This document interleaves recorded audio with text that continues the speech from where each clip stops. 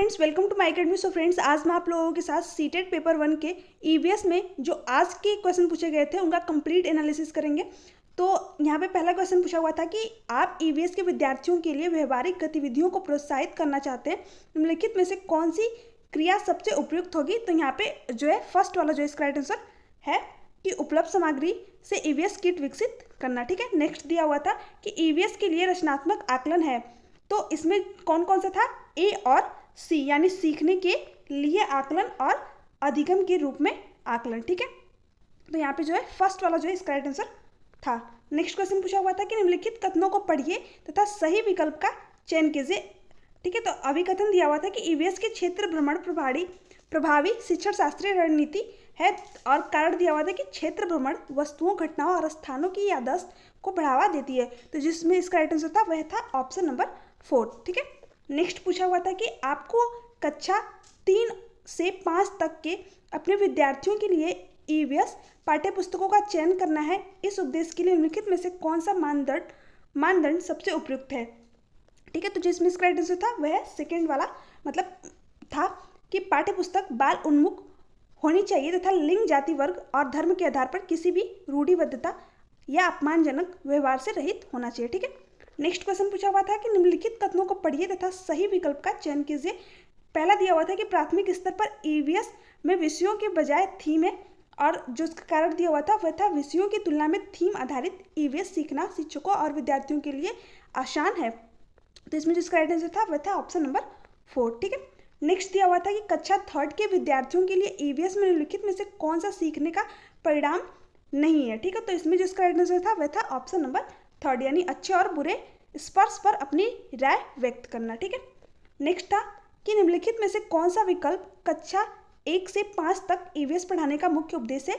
तो इसमें जो है सेकेंड वाला ऑप्शन जो है इसका राइट आंसर था। नेक्स्ट क्वेश्चन है, श्रीमती शीतल ईवीएस की विभिन्न अवधारणाओं को समझने के लिए प्राथमिक कक्षाओं में कहानियों और कविताओं का उपयोग करना पसंद करती हैं। उनके द्वारा कहानियों और कविताओं के प्रयोग की सबसे उपयुक्त तर्क है। ठीक है, तो इसमें जिसका राइट आंसर था वो कौन कौन सा था, ए, सी और डी, यानी कि सेकेंड वाला ऑप्शन जो है इसका राइट आंसर था। ठीक है, नेक्स्ट क्वेश्चन दिया हुआ था कि अनीता परिवार थीम को पढ़ाने के लिए एक इकाई योजना तैयार करती है। निम्नलिखित में से कौन सी इकाई योजना का शीर्षक होगा। तो जो इकाई योजना का जो शीर्षक है वह परिवार संबंध, लिंग, भूमिका, व्यवसाय बदलते, यानी सेकेंड वाला ऑप्शन जो इसका राइट आंसर हो जाएगा। नेक्स्ट है, एक शिक्षिका ईवीएस शिक्षण के लिए अपने विद्यार्थियों के साथ तुल्यकालिक सिंक्रोनस संप्रेषण का चयन करना चाहती है, वह निम्नलिखित में से किसे चुनेगी। तो ऑप्शन नंबर जो है 4th वाला जो है इसका राइट आंसर था। ईवीएस शिक्षण के दौरान एक शिक्षक का बयान प्रश्न जो विद्यार्थियों को स्वयं या अपने साथियों की प्रतिक्रियाओं के से उत्तर को विस्तृत करने के लिए प्रोत्साहित करता है।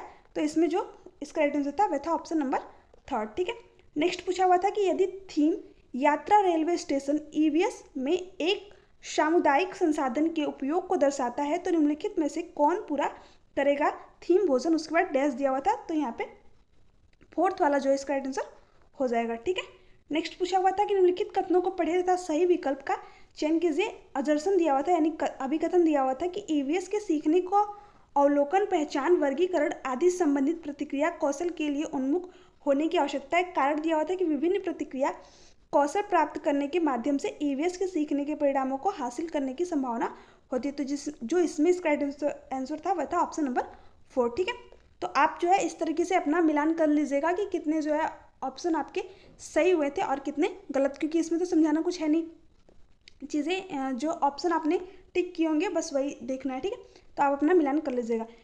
एक ईवीएस शिक्षक को योगात्मक मूल्यांकन के लिए प्रश्न पत्र तैयार करते समय डैश पर जोर देना चाहिए। तो इसमें जिसका राइट आंसर था वह था ऑप्शन नंबर 4 की प्रश्न पत्र की सामग्री, कवरेज और उपदेश। ठीक है, नेक्स्ट क्वेश्चन था कि एक ईवीएस शिक्षक कक्षा में एक प्रयोग प्रदर्शित करता है जिसमें एक अंडा पानी के गिलास में डूब जाता है लेकिन पानी में नमक मिलाने पर तैरता रहता है।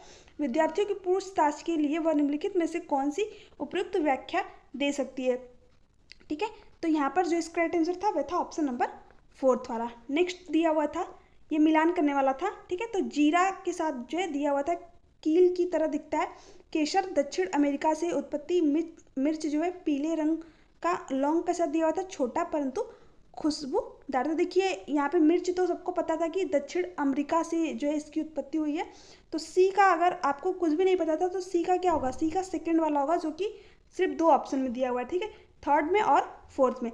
तो और ये बहुत सिंपल क्वेश्चन पूछा हुआ था कि लॉन्ग लॉन्ग सबको पता है कि कैसे दिखती है, कील की तरह दिखती है। तो डी का क्या हो जाएगा फर्स्ट। तो आपको अगर 2 ही पता था तो भी ये जो है आप इस तरीके से आंसर को एलिमिनेट कर सकते थे, ठीक है। तो यहाँ पे फोर्थ वाला ऑप्शन जो है इसका राइट आंसर था। नेक्स्ट दिया था कि बंगाल की खाड़ी का तटवर्ती राज्य केंद्र शासित प्रदेश, तो कौन सा था, उड़ीसा, ठीक है, उड़ीसा इसका राइट आंसर था। नेक्स्ट दिया था कि जंगलों के बारे में लिखित कथनों पर विचार कीजिए।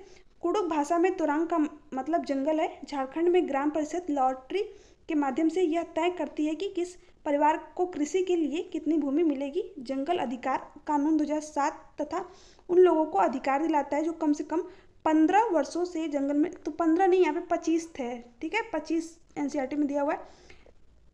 मिजोरम में लगभग 3/4 लोग जंगलों से जुड़े हुए। तो यहाँ पे कौन कौन सा ऑप्शन सही हो जाएगा, ए और डी, ठीक है। तो यहाँ पे सेकेंड वाला ऑप्शन जो है इसका राइट आंसर था। नेक्स्ट दिया था कि 24 ml घनत्व वाले 6 ml आयतन 24 ग्राम ml घनत्व वाले ग्राम प्रति मिलीलीटर घनत्व वाले 6 ml आयतन वाली वस्तु का द्रव्यमान क्या होगा। तो कितना होगा फ्रेंड्स, 144 kg, ठीक है, 144 ग्राम क्या हो गया, ठीक है। नेक्स्ट दिया होता है कि पौधों के निम्नलिखित मुख्य कार्यों पर विचार कीजिए। तो जो पौधों का कार्य होता है वो कौन कौन सा होता है, पौधों को शक्ति और सहारा देना, और जो पौधों के अन्य भागों और जड़ों से जल और खनिज का स्थानांतरण करना। तो इसमें जो है थर्ड वाला जो है इसका राइट आंसर था। नेक्स्ट पूछा हुआ था कि निम्नलिखित कथनों को पढ़िए तथा सही विकल्प पर का चयन कीजिए, ठीक है। तो ए दिया हुआ था कि दाब लगाने पर गैस को आसानी से संपीड़ित किया जा सकता है। जब हम किसी गैस पर दबाव लगाते हैं तो गैसीय कणों के बीच अंतरा अणु स्थान कम हो जाता है और आसानी से संपीड़ित हो जाता है। तो इसमें जो इसका राइट आंसर था वह था ऑप्शन नंबर फोर्थ वाला।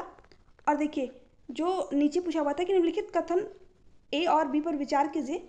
तो ये मनाली के घर से पूछा हुआ था कि मनाली में ढालू छतें वाली मजबूत बांस के खंभों पर बने ऊंचे उठे हुए लकड़ी के घर बनाए जाते हैं। और मनाली में बारिश जो है, कथन दिया हुआ था कि मनाली में बारिश बहुत होती है और बर्फ़ भी पड़ती है। तो जो इसमें सही कथन था वह था ए और बी दोनों गलत है, यानी ऑप्शन नंबर फर्स्ट वाला इसका राइट आंसर था, ठीक है। नेक्स्ट पूछा हुआ था कि रामा प्रत्येक शाम को अपने दोस्तों के साथ क्रिकेट खेलता है, वह क्रिकेट खेलने में कौन सी ऊर्जा का उपयोग करता है। तो कौन सी ऊर्जा का उपयोग करता है, मांसपेशियों की ऊर्जा। तो यहाँ पे फर्स्ट वाला ऑप्शन जो इसका राइट आंसर था। निम्नलिखित में से कौन सी असम में खाए जाने वाले चावलों में चावलों की एक सामान्य किस्म है जो पकने के बाद चिपचिपे हो जाती है। तो वो बोरा चावल होता है, ठीक है, बोरा चावल एक किस्म होती है जो कि असम में खाए थे। गुजरात के सापेक्ष उत्तर प्रदेश और आंध्र प्रदेश की क्रमशः स्थितियाँ तो उत्तर पूर्व और दक्षिण पूर्व है, ठीक है। तो यहाँ पे फर्स्ट वाला ऑप्शन जो इसका राइट आंसर था।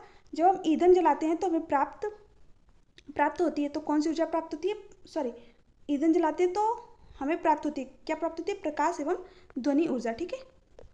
बिहार राज्य के लोगों के लिए निम्नलिखित में से मधुमक्खी पालन कार्यक्रम आरंभ करने के लिए वर्ष की सर्वश्रेष्ठ अवधि चुनिए। तो कौन सी थी, अक्टूबर से दिसंबर। तो यहाँ पे थर्ड वाला ऑप्शन जो इसका राइट आंसर था। नेक्स्ट पूछा हुआ था कि सांपों के बारे में लिखित कथनों पर विचार कीजिए तथा